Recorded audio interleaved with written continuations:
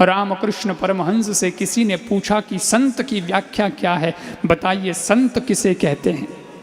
रामकृष्ण परमहंस बोले, तुम स्टडी करके आए हो, संत के बारे में पूछ रहे हो, तो तुमने भी तो कुछ पढ़ा होगा, तुम्हारे दिमाग में भी कुछ है।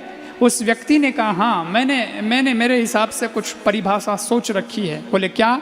बोले मैंने सोचा है कि मिले, कुछ मिले तो खा ले और नहीं तो पड़ा रहे।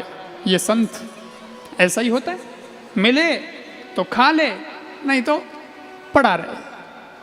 तो रामकृष्ण परमहंस ने दो टूक शब्दों में जवाब दिया। वो बोले, ये संत की व्याख्या नहीं है, माफ करना, ये कुत्ते की व्याख्या है।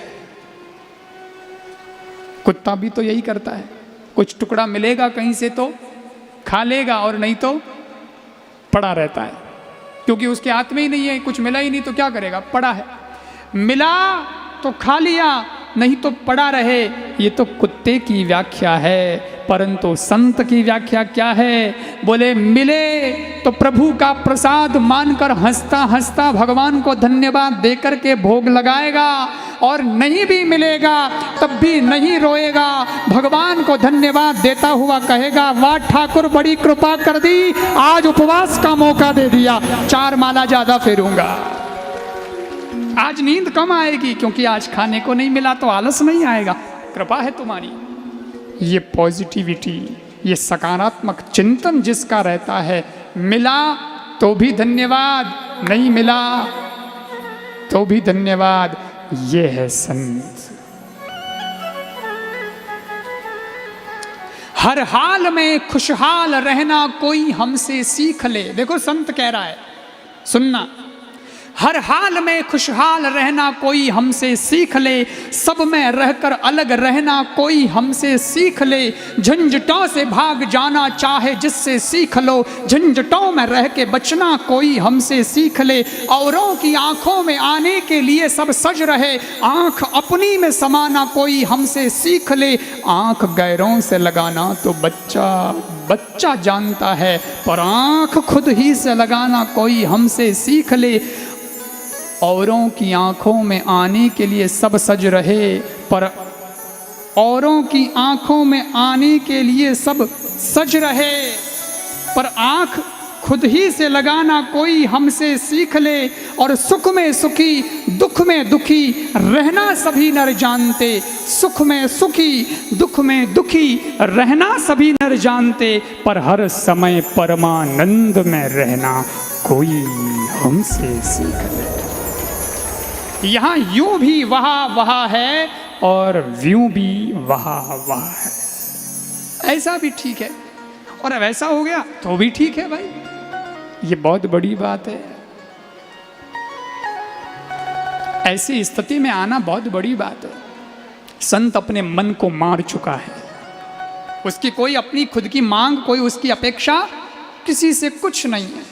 कई लोग कहते हैं साहब जो मन में आवे सो कर लेना चाहिए ताकि पीछा छूटे, जैसे मन में आ गया ये खा लो तो खा लेना चाहिए, मन में आ गया ये पी लो तो पी लेना चाहिए, लेकिन हमारा शास्त्र कहता है ना, मन को मार लेना चाहिए। क्यों? इतने लोग बैठे हो, कई महापुरुष बैठे होंगे जो गुटखा खाते होंगे, उन्होंने भी यही सोचा था जब पहली बार खाया था तब कि एक बार खा लेते फिर पीछा छूटे ताकि मन की निकल जाए, लेकिन वो मन की निकल नहीं गई, वो पीछा नहीं छूटा, वो एक बार क्या खाया, वो गुटखा पीछे ही पड़ गया। अब पाउच के पाउच खाली हो रहे हैं। कुछ लोग कहते हैं महाराज एक बार जबरदस्ती कहीं गए थे तो पार्टी में किसी दोस्त ने हमें को 2 घूंट पिला दिया, अरे बोले पी ले, हमने भी सोचा चलो मन की निकाल लेते हैं, कभी नहीं पिया पी लेते हैं, 2 घूंट क्या पिया, अब बोतल की बोतल खाली करनी पड़ रही।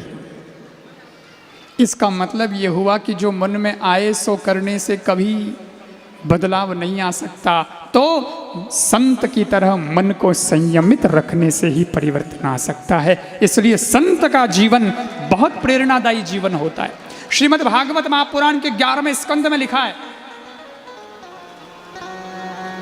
सेवतो वर्षपूगान् में उर्वश्या अदरः सवम् न तृप्यत्यात्म भूकामो वह निर्याहुतिर्भिर्यथा।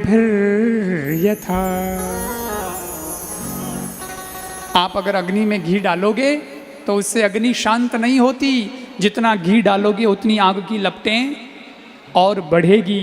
ठीक वैसे ही इस मन को तुम सोचोगे कि ये दे दूं तो शांत हो जाएगा, नहीं, ये दोगे तो और दूसरी इच्छा जगाएगा, फिर तीसरी इच्छा जगाएगा। इसलिए प्रभाव में नहीं अभाव में जीना सीखो, ये संत की शिक्षा है कि नहीं भैया नहीं चाहिए कुछ नहीं, फिर भी हम जी लेंगे और फिर जो हो सो हो।